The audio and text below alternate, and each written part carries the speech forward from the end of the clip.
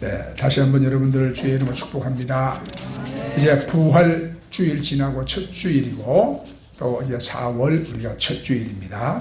네, 하나님의 그 은혜와 사랑과 또 복 주시는 손길이 여러분의 삶에 항상 함께 하시기를 여러분 축복합니다. 예, 많은 사람들이 그냥 어렵다고 난립니다. 여러분, 선거철마다 등장하는 게 뭡니까?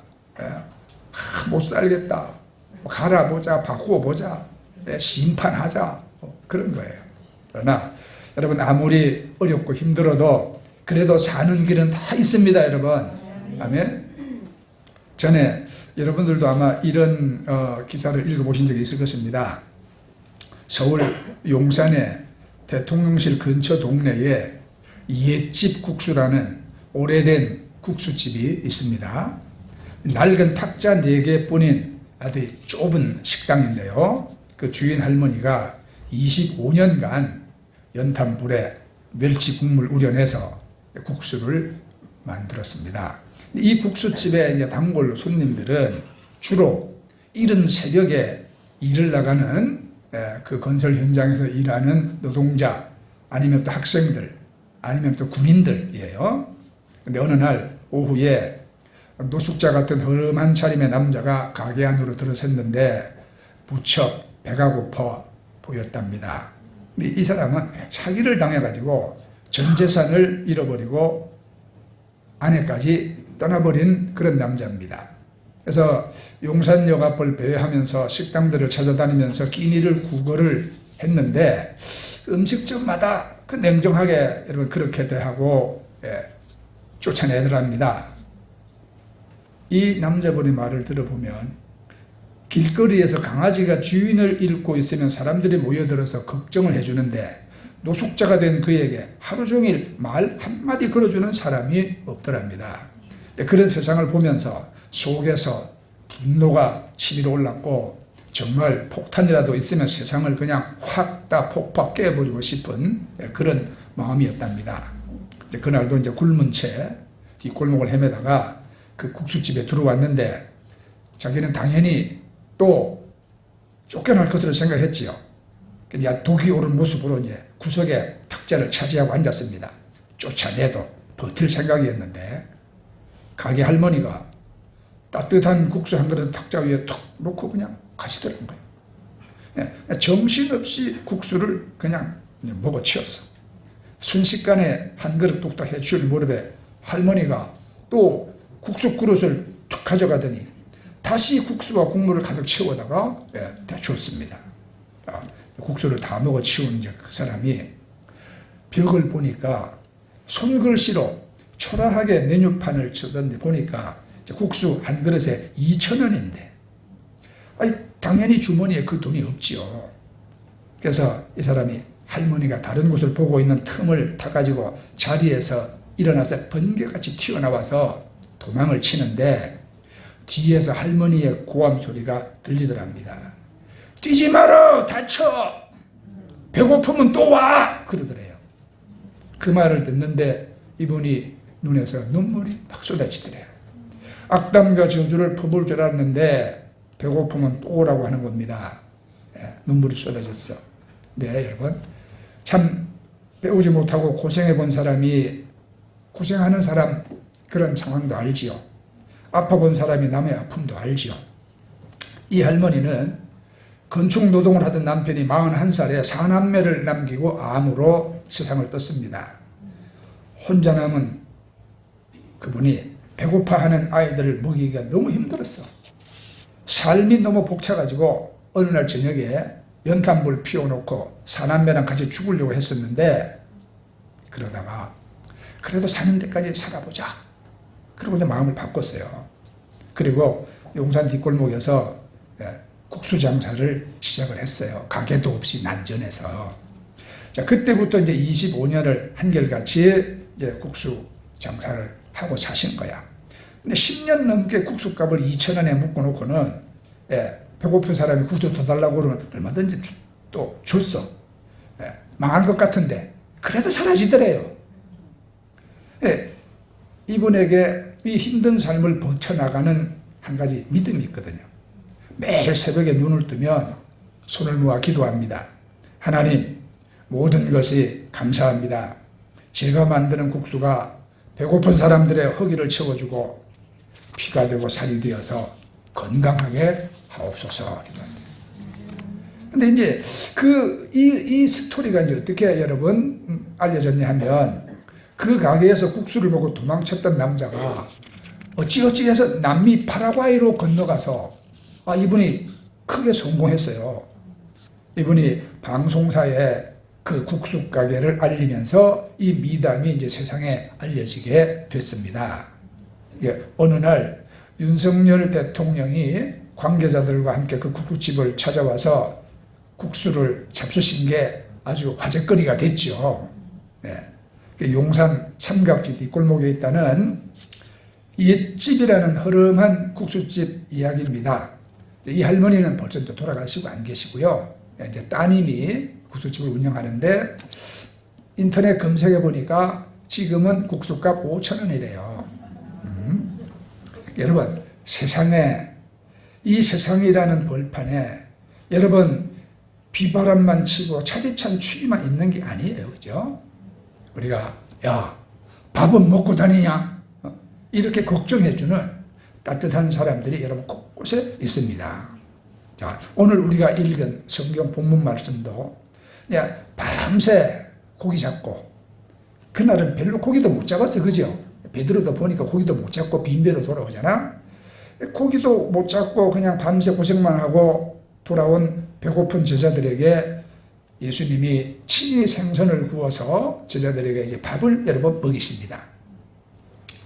우리가 13절 말씀을 보면, 예수께서 가셔서 떡을 가져다가 저희에게 주시고 생선도 그와 같이 하시니라.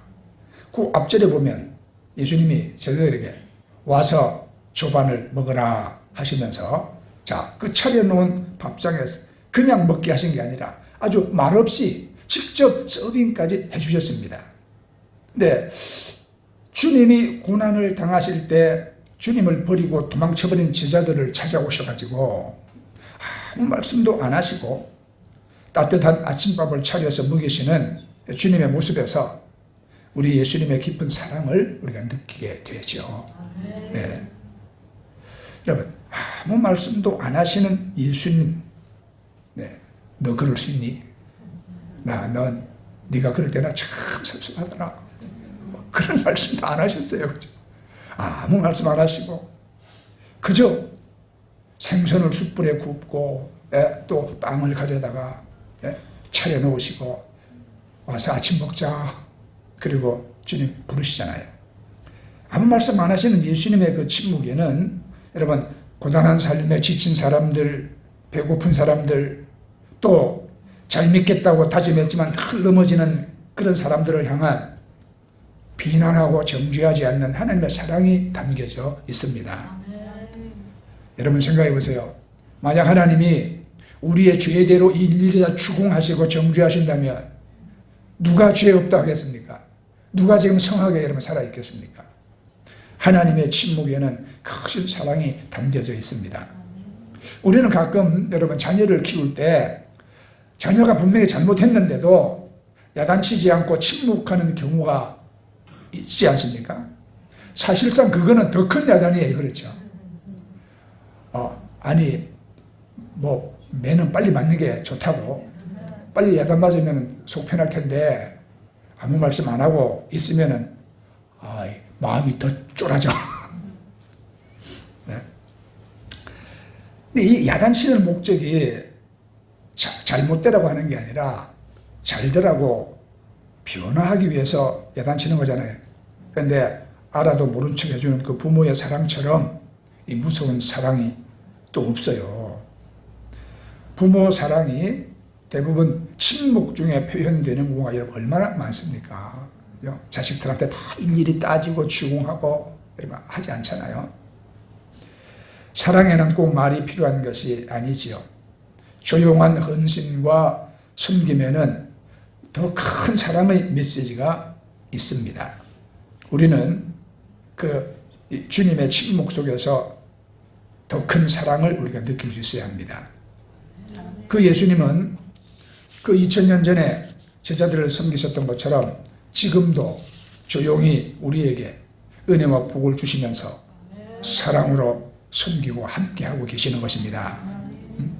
자, 이제 우리가 두 번째 알아야 할 것은 기다려줄 줄 아는 게 사랑이라는 거예요.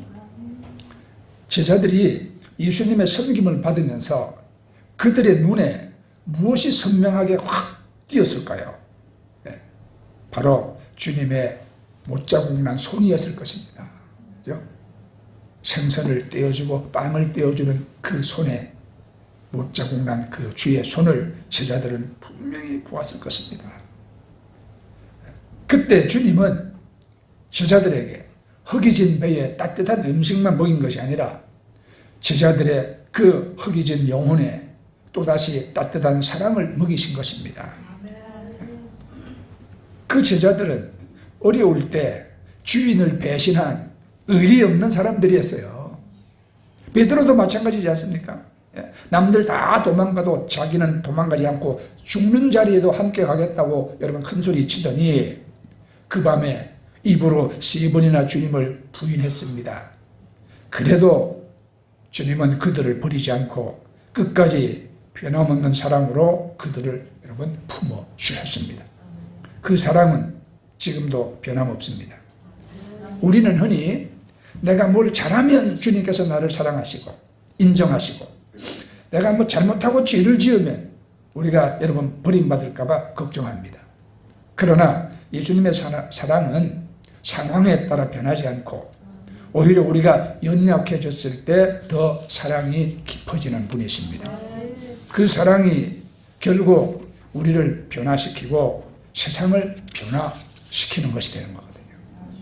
그 주님의 섬김을 받으면서 제자들은 부끄러움과 또 그 감격에 아마 눈물이 고였을 것입니다. 그 뒤에 그들은 어떻게 변했습니까? 죽기까지 생명을 걸고 복음을 전파하며 주를 위해서 충성을 다했습니다. 그 무엇이 그들의 영혼을 살렸습니까? 무엇이 그들을 여러분 변화시켰나요? 변함없는 사랑과 기다려주심이 그들의 영혼을 여러분 살렸습니다. 우리가 그처럼 누군가의 영혼을 살리려면 이 두 가지가 필수적입니다. 하나는 변함없이 사랑하는 것이고 또 하나는 기도하며 기다리는 것입니다. 기다려줄 줄 아는 것이 사랑하는 것이에요. 그런 마음속에 치유의 역사와 회복의 역사가 나타납니다. 네. 독일에서 있었던 일입니다. 한 탄광에 사고가 생겼어요. 10명의 광부가 갱도에 갇혔습니다. 며칠 후에 구조되었는데 9명이 생존했고 1명이 사망했어요. 그런데 사망한 그 1명의 광부만이 시계를 채고 있었답니다.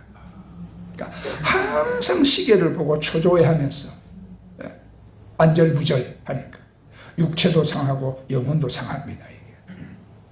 우리가 복음서를 보면 주님이 참 그렇게 바쁘게 활동하셨어도 한 번도 조급하고 초조한 모습을 보이시지 않습니다. 우리는 세상에서 바쁘게 치열하게 살지라도 여러분 주님처럼 느긋하게 기다릴 줄도 우리가 알아야 합니다. 그렇죠? 자, 그다음에 우리가 또 알아야 할 것은 이 어디 가나 환호받고 사람들에 둘러싸여 있는 이 스타는 불행의 가능성이 많다는 사실이에요. 우리 13절 우리에게 주는 여러분 하나의 정겨운 장면이 뭡니까? 주님이 친히 차려주신 그 사랑의 식사 자리에서 제자들이 함께 어우러져 식사하는 모습입니다. 그 어우러짐 속에서 그들의 형제의식은 더욱 견고해졌을 것입니다. 얼마 전에 누가 크냐고 싸우던 모습은 이제 흔적도 찾아볼 수 없습니다. 그런 여러분 하나 되어 어우러짐이 얼마나 큰 축복인지 모릅니다. 그러니까 사람에게 고난보다 더 무서운 것이 고독이라고 합니다. 고독. 우리가 기도 시간을 위해서 스스로 만드는 고독은 좋은 것이지만 누구에게 외면당하는 고독처럼 고통스러운 것은 없습니다. 사람이 모든 것을 다 이뤄도 누가 나와 함께 있다고 확신하면 힘들어도 고통을 이겨 나갑니다. 자, 그런 의미에서 이 형제 간의 어우러짐이 있는 것, 이거 얼마나 여러분 복된 일이겠습니까? 주의 제자들이 같은 자리에서 함께 밥을 먹으면서 이제 높고 낮음도 없고 크고 작음도 없고 서로 주 예수 안에서 하나가 되는 것. 좀 오래전 이야기입니다. 영화입니다만은 캐스트 어웨이라는 영화가 있었어요. 그 영화를 보면 늘 분초를 다투며 바쁘게 살아가던 한 사람이 출장을 가다가 항공기가 추락해가지고 무인도에 홀로 떨어집니다. 아무것도 없는 무인도에서 고독을 달래려고 그러고 사는데 어느 날 파도에 밀려온 배구공 하나 발견했어요. 그 배구공에다가 사람 얼굴을 그려놓고는 그 공에다가 윌슨이라는 이름을 붙여주고 이제는 그 공과 대화를 합니다. 이제 친구처럼 대하는 거예요. 그런 어느 날 이 주인공이 이 무인도에서 내가 벗어나야 되겠다 결심하고 뗏목을 만들어서 윌슨을 태우고 육지를 찾아 나서잖아요. 그런데 항해 도중에 지쳐서 잠든 사이에 윌슨이 파도에 둥실둥실 떠내려갑니다. 그 배구공 윌슨을 건지려고 가진 애를 쓰다가 실패를 하고 그 사람은 가족을 잃은 것처럼 막 통곡하며 웁니다.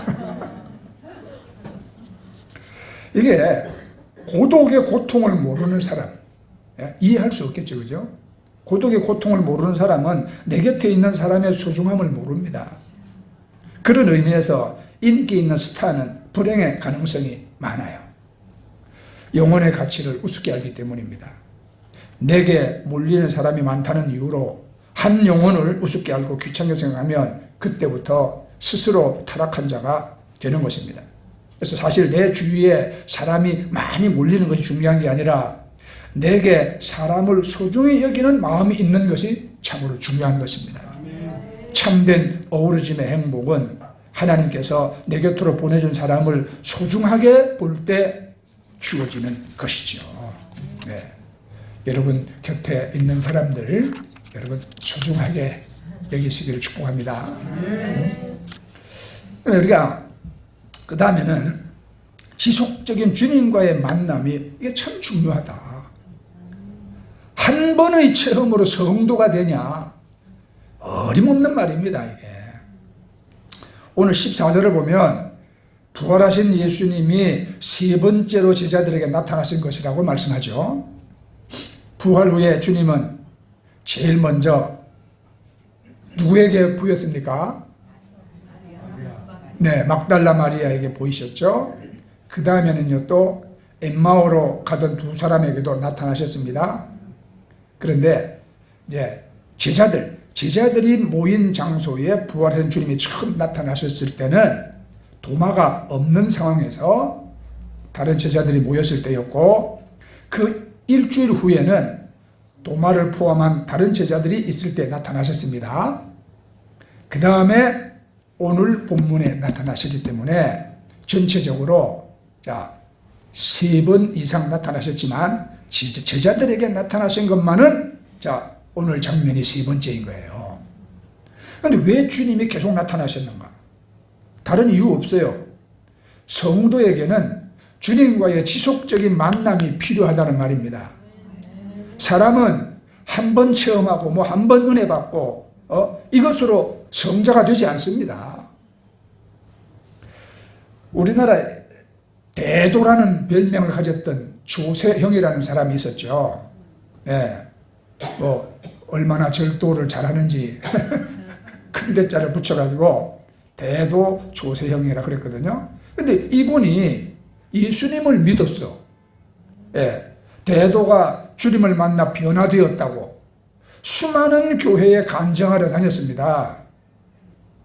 한때는 아주 간증 인기 스타였죠.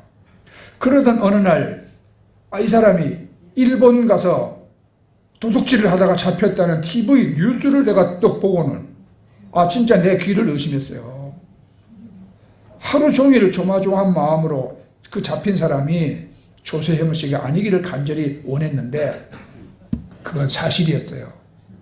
예, 이럴 수가 있는가.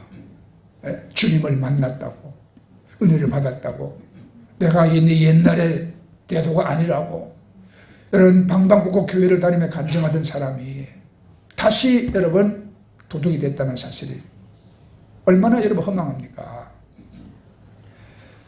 또 폭력계의 대부라던 조양은 씨도 한때 여러분 주님을 만났다고 했습니다.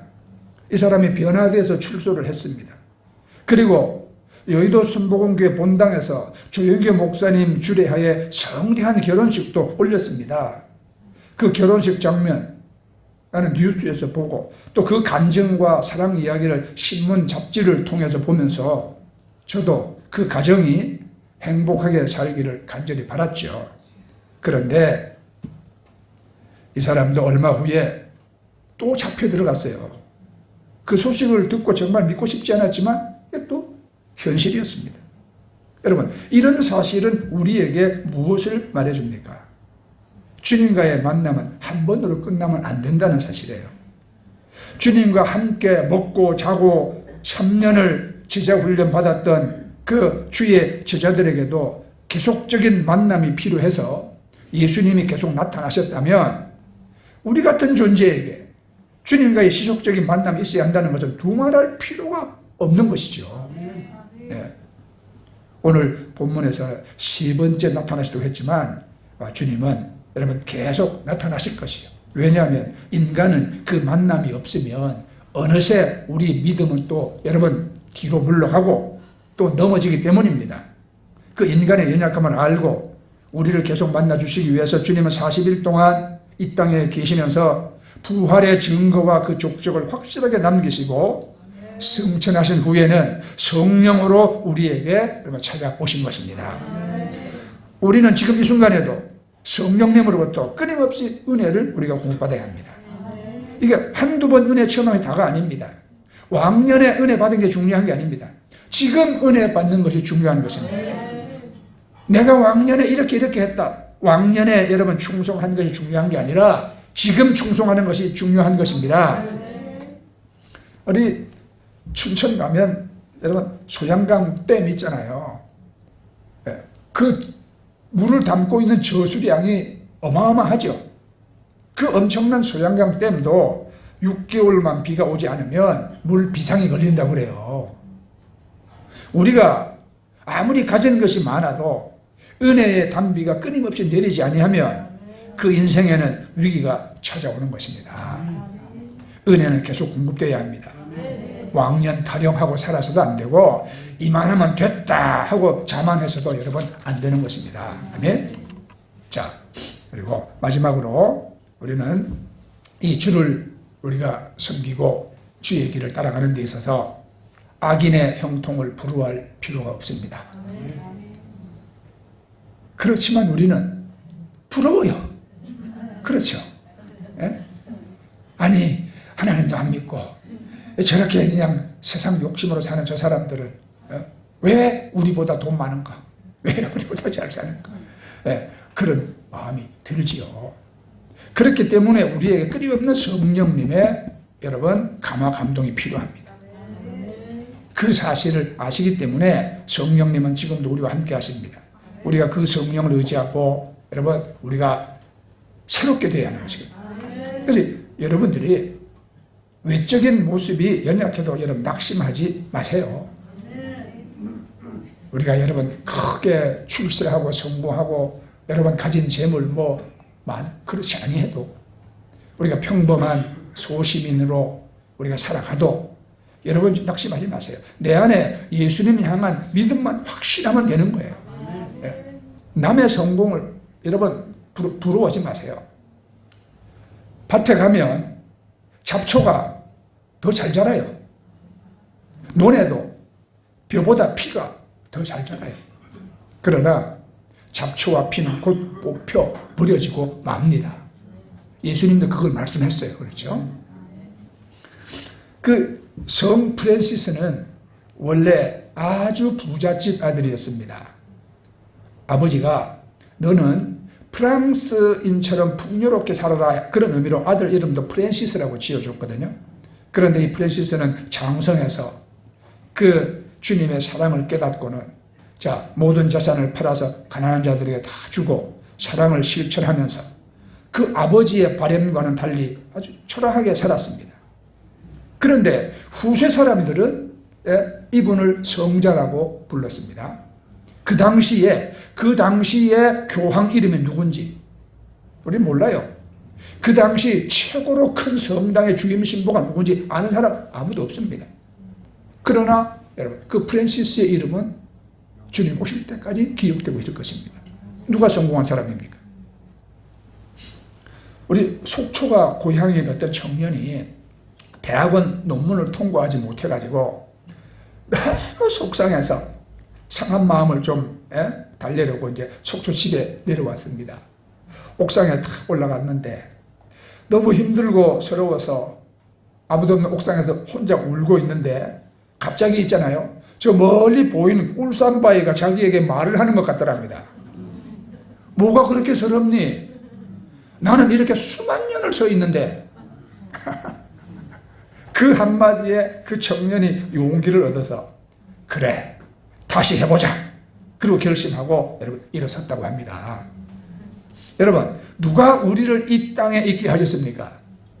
우리는 하나님이 공장에서 대량으로 막 찍어가지고 이 땅에 떨어뜨린 그런 상품이 아닙니다. 우리 한 사람 한 사람이 다 하나님의 위대한 작품입니다. 하나님은 여러분을 사랑하십니다. 목수의 눈에는 버릴 나무가 하나도 없다고 하거든요. 목수였던 주님의 눈에는 버릴 사람이 하나도 없습니다. 아시겠어요? 주님은 우리를 귀하게 보십니다. 우리에게 변함없는 주님의 사랑의 손길이 함께하고 있습니다.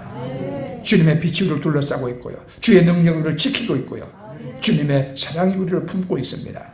우리가 아무리 못나 보여도 부활하신 후 세 번째로 제자리에 찾아오신 그 주님이 우리에게도 계속 여러분 찾아와 주실 것입니다.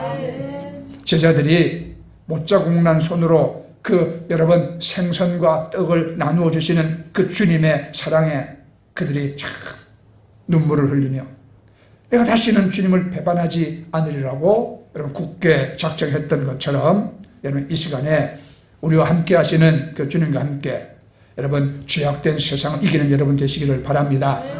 그리고 여러분에게 주신 직분과 사명을 잘 감당하고 믿음의 선한 싸움을 끝까지 잘 싸워 나가시기를 바랍니다. 후일에 저도 여러분도 주님 앞에 여러분 다 칭찬받기를 저는 간절히 원합니다. 아멘. 우리 찬양하고 우리 하나님께 기도하겠습니다. 자, 우리 찬양합시다.